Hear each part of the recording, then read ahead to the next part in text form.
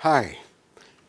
In this nicer course on health research fundamentals, in this module, we are going to see some aspects of sample size, how much subjects you require to do a study, and some of the concepts that goes behind the calculation of sample size.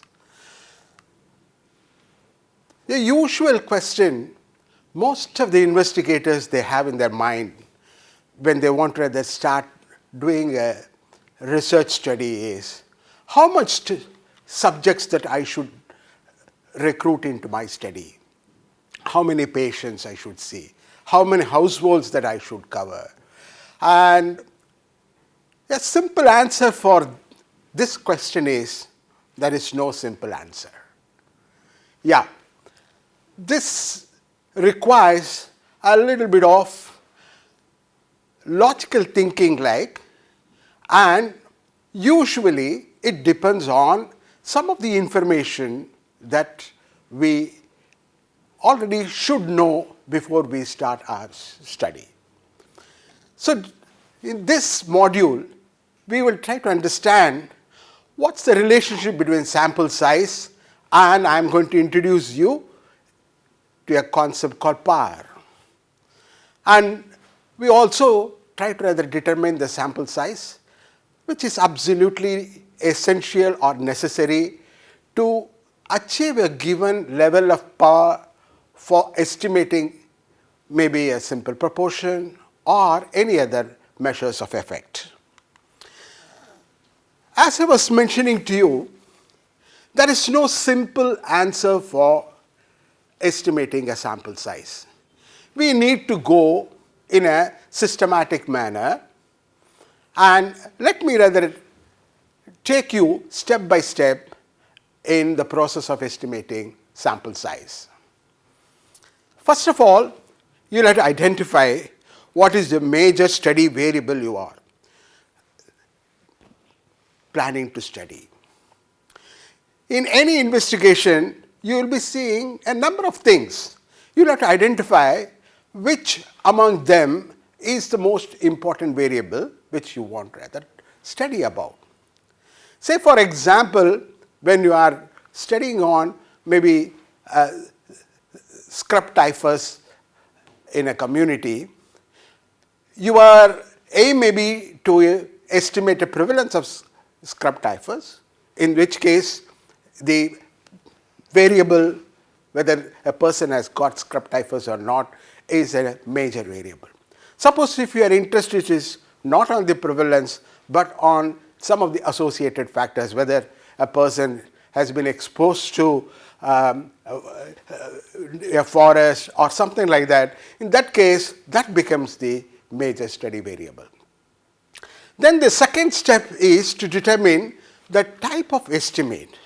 Are you going to study a mean or a ratio or a percentage or proportion?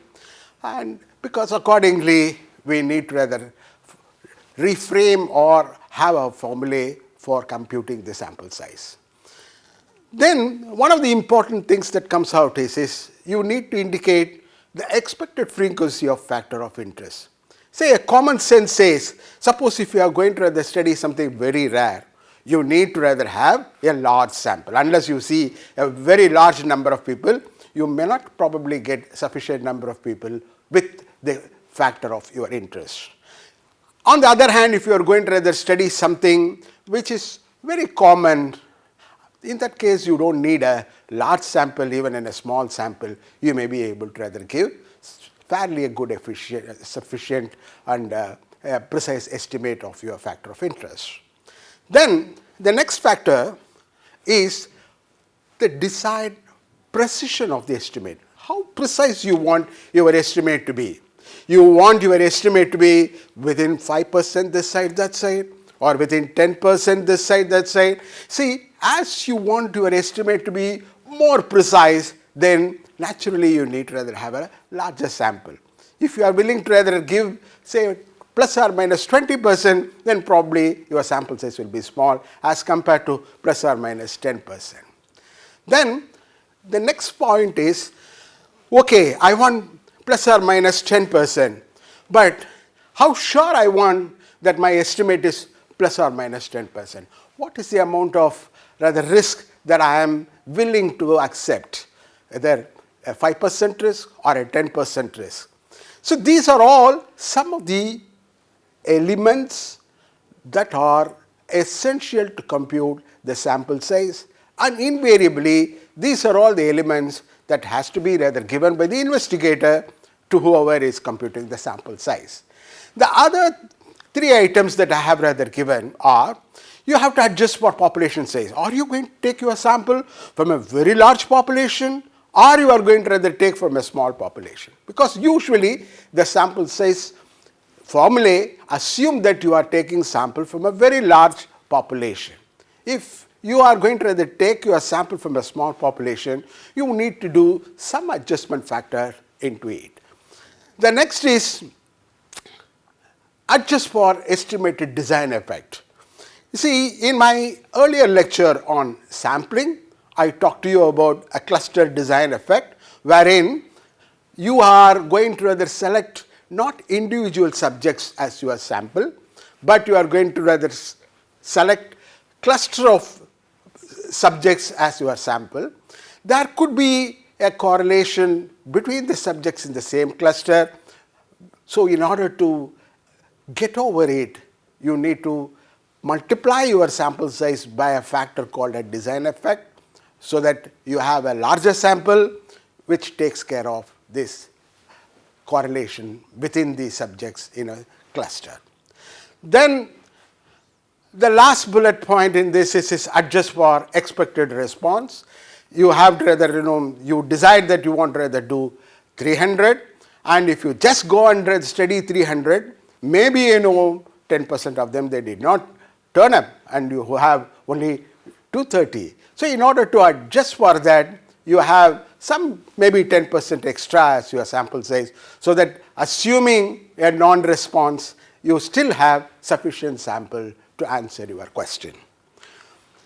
I am going to introduce you now to some concepts which are essential to understand the computation of sample size.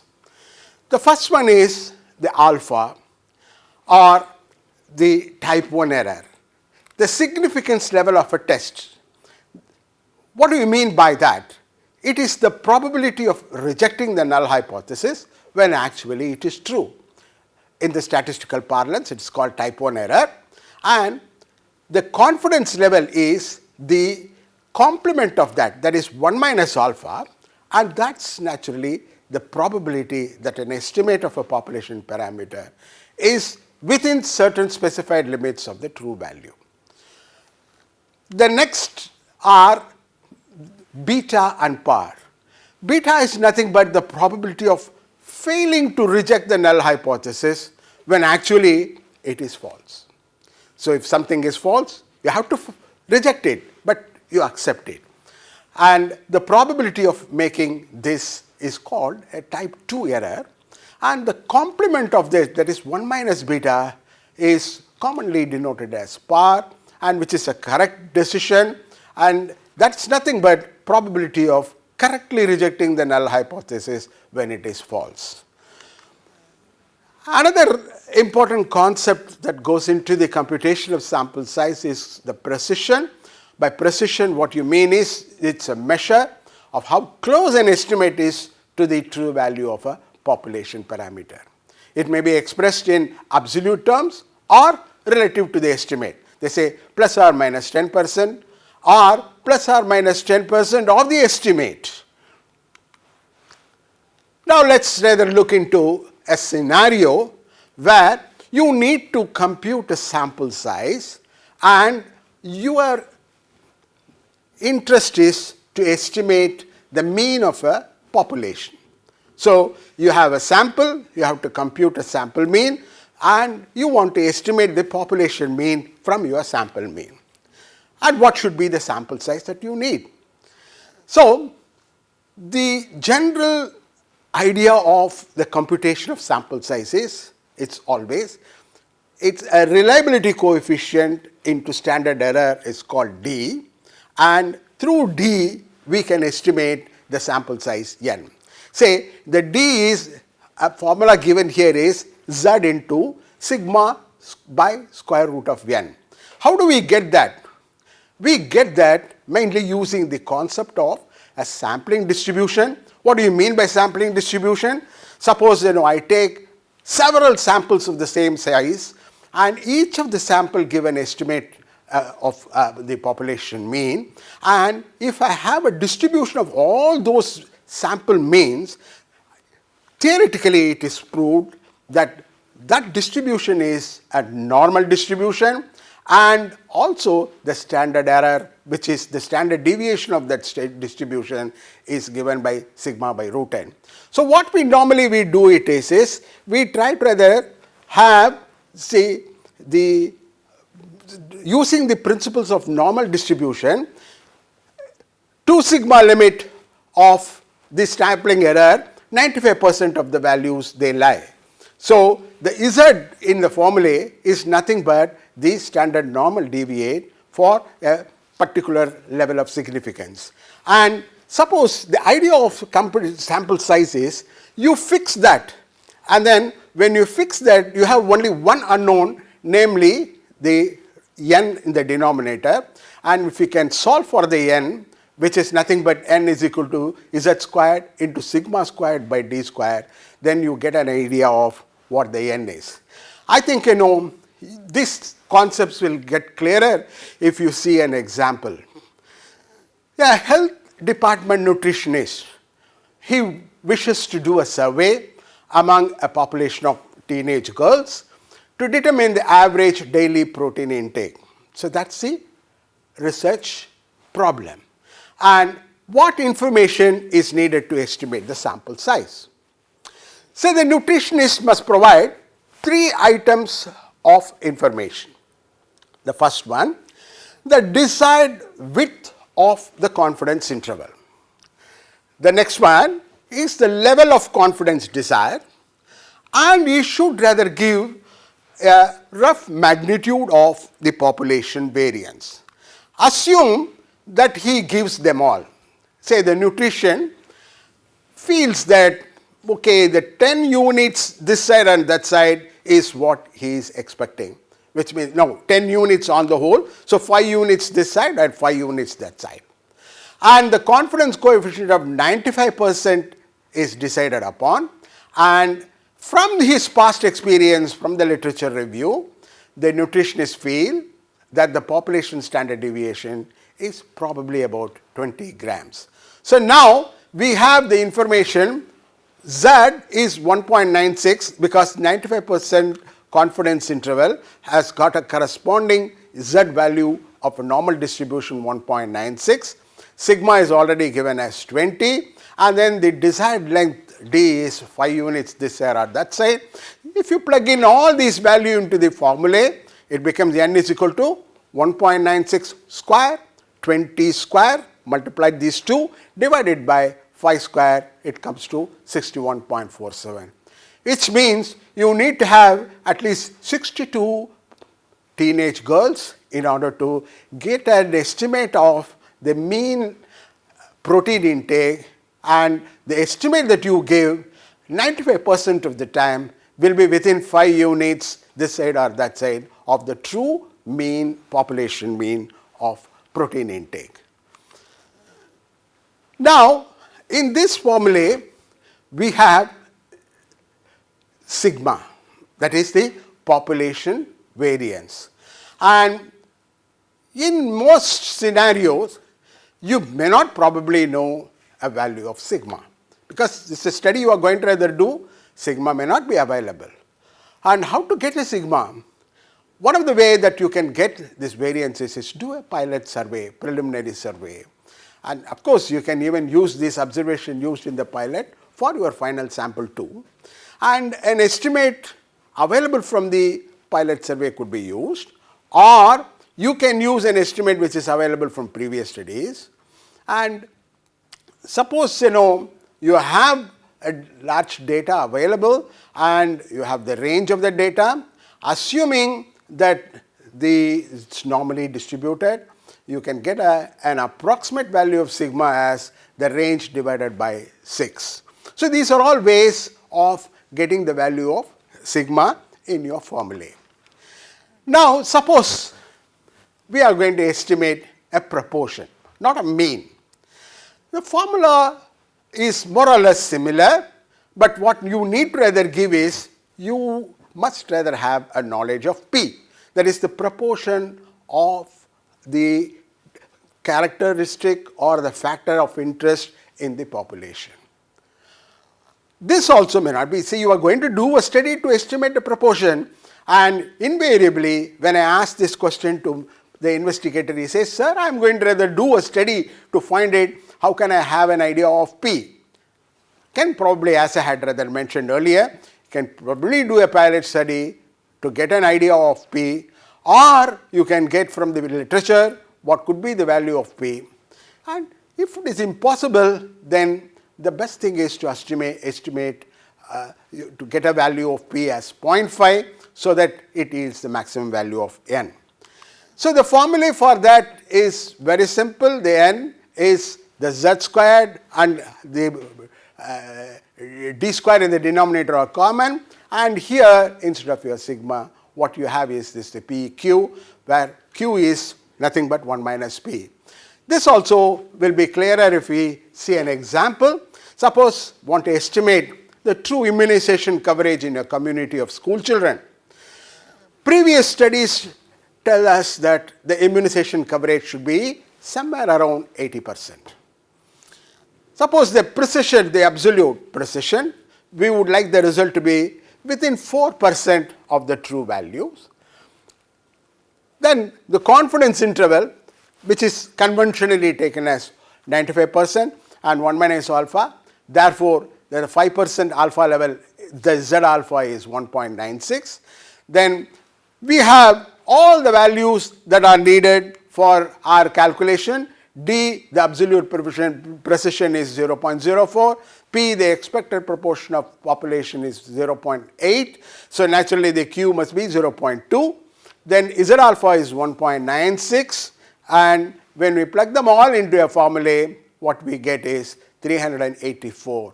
So, you need 384 subjects to get an estimate of the immunization coverage within 4% this side or that side, and you have 95% confidence that the true value lies in this particular interval. So, we had seen something about I talked about the design effect earlier. The design effect is caused because of a bias in the variance introduced in the sampling design by selecting subjects whose results are not independent from each other, because in a cluster there may be, suppose a child is immunized in the first household, there is a fairly large chance that this child in the next house also is immunized. You can't say that it would be absolutely independent. So, in order to account for that, you need to multiply your sample size by a factor called design effect. Then, suppose in a similar sort of a scenario, suppose we are going to rather do a case control study or a cohort study, and how you should go about in estimating the sample size.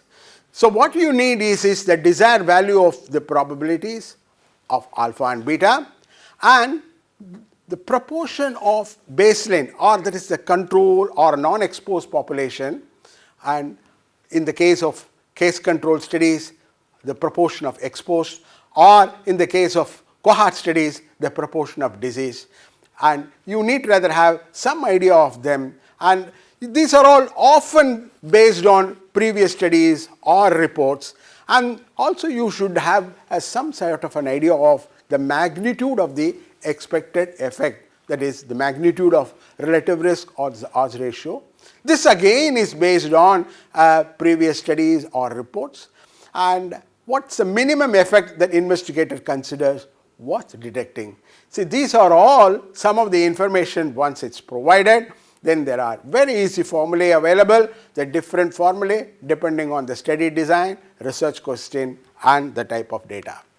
Now, let us rather take few examples, and this example should rather give you some idea of how the sample size is computed in different scenarios. Take for example a cohort study of oral contraceptives use in relation to the risk of myocardial infarction among women of childbearing age. So, previous studies have indicated that the proportion of non-OC users who are at risk of disease is 0.15. That is 15% of non-OC users, women of childbearing age, have a risk of myocardial infarction. So, proportion of OC users who are at risk of disease is 0.25, and so the conventional alpha is 0.05, and suppose the beta is taken as 0.20, that is you want 80% power to detect the difference of if it truly exists, and assume that you are going to rather have equal sample sizes for your users and non-users. Then the formula is obtained using this following parameters. You know P naught, which is nothing but proportion of non-OC users who are diseased, which is given as 0.15. P1 is proportion of OC users who are diseased, which is given as 0.25, and your Q naught, which is a complement of P naught, is 0.85. Your Q1 is a complement of P1, which is 0.75. Z alpha is 1.96, we saw in the last example. Z beta is 0.84. So, we have all these values which can be plugged into the formula, which gives n is equal to 246.96 or 247. So, we need to have 247 OC users and 247 non-OC users, follow them over a period to get a desired result. Now, let us rather take an example of a case controlled design. How do you go about? In a case controlled study of oral contraceptives used in relation to the risk of myocardial infarction among women of childbearing age, previous studies says 10% of women use OCs, and OR of MI associated with current OC use is 1.08. Then the other thing as conventional alpha is 0.05, conventional beta is 0.20, and assuming equal size for case and control. And so you have all these parameters. P naught is equal to the proportion of controls who are current OC users, which is 0.1. P1 is equal to proportion of cases who are current OC users, and that is 0.18. Q naught is 0.9 and Q1 is 0.82. Z alpha 1.96, Z beta is 0.84. If you plug them all in a formula, then you get 291.06, in which case it indicates that you need to either have 291 or 292 cases and 292 controls in order to get a estimate of your OR. Now, this slide gives you the required sample size for various OR. Say for example, you want to detect an OR of 1.2, then you need a sample size of 3,834, whereas you have to estimate an OR of 3, it is enough you have 59 in each group. So, what it means is if you want to detect a very small difference, then you need to have a large sample to identify that small difference. If you want to detect a large difference, then it is enough you have a small sample, then you will be able to get an estimate of your OR, which is 3 or more. Then see, in any of these analytical studies, when you are looking for an association of one variable, there could be a third factor which could be affecting the values of this association, which is in the epidemiological parlance we call that as confounders. There could be one variable or two variable which are confounders in a particular association. So, the general rule is if you have some confounders in your studies, you hike your sample size by 10% for every confounder variable that you have. And now, having seen different scenarios where the sample size is computed and then the concepts behind it, I am going to introduce you to two softwares which are free softwares in the open source, which can be very easily used to compute sample size of different study designs. One is called OpenAP, and this software is supported by the CDC Atlanta, and the website for that is www.openap.com, and it's a very simple software to use. There is a tutorial for this particular software which gives you some examples, and depending on what sort of a study design that you have, you can plug in the values that the software asks and you will get the desired sample size. Another one which is called PS, that is power and sample size calculation. This is by the Department of Biostatistics, Vanderbilt University. This is also an open source software. This is also fairly user friendly software where you can rather compute your sample sizes. So, whenever you do an investigation and when you compute the software, you give this software in your reference saying that you use this particular software, and these are all the assumptions or these are all the values that you had rather plugged in this software, so that this is my sample size. This should be reflected in your method section. So, to recapitulate the module, sample size, there is no magic number as a sample size available. Sample size have to be computed using various parameters that are supplied by the investigator. Investigator may have some idea of it ready-made. If he doesn't rather have those ideas, he may have to probably do a pilot study to get this out of an idea. And then it depends on how much risk that you are willing to rather take, how much precision that you want on your estimates. And this is usually there is no fixed number.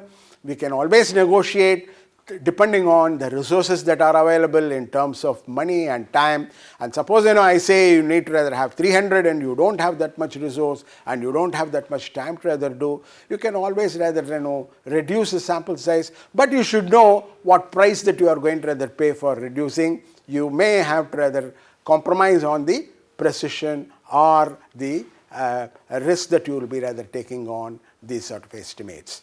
Thank you so much.